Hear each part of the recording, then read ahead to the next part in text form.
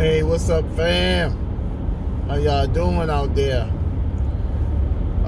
This gonna be real quick, but I did a little short piece on when people say things to you that doesn't agree with what you know God is telling you about you in the direction of life and where you're going and everything, right? You gotta say something contrary to that.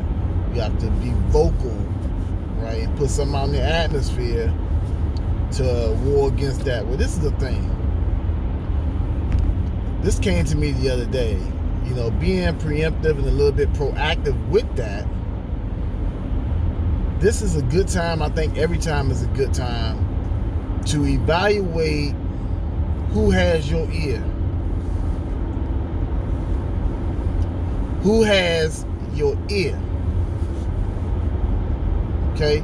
That means, who are the individuals in your life? I'm not even going to say in your circle, but I'm going to say in your life, that when they speak, it causes you to think about your decisions. It causes you to think about what you're doing. It causes you to second guess some things. Those are individuals who have your ear. What they say have a certain amount of weight. Take some time and think about. You gotta be really honest with yourself, because it's a humbling thing to say, Dad, this person has a certain level of influence over me, because when I hear from them, it affects me a certain way. It has me move a certain way. It has me think in a certain way. It's a humbling thing, because nobody want to be, I don't want to say control, because it's not really control, but nobody want to be really feel like they're really influenced. But honestly, all of us are influenced by some shape, form, or fashion, by something or someone. The question is, how often are you evaluating the source of your influence? How often are you evaluating the source of your influence? So I think that's something that has to be evaluated on a regular basis. What is influencing your decisions, your thoughts, the way that you move? And if you do take that evaluation, you realize, man, that is something that shouldn't be influencing me, or that's someone that should not be influencing me, affecting me in that way. Once you do that, you got to take steps to eradicate that from your life, because that's a hole. I ain't saying it's a stronghold, all that stuff, but it's a hole.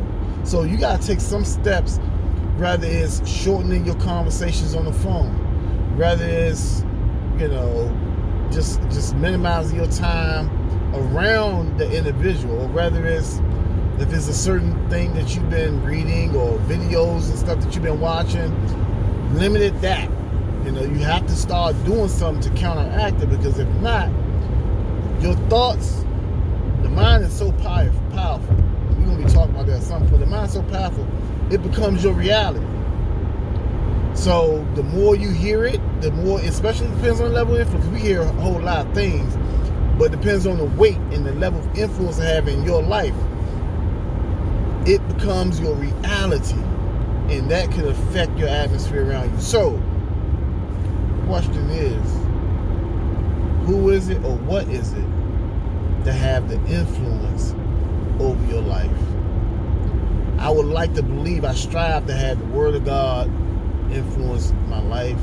I strive to know that the relationship that I have with God, our Creator, and Jesus Christ, that time, that meditation time I spend with Him, that time I spend not just praying but listening a lot, has an influence over my life.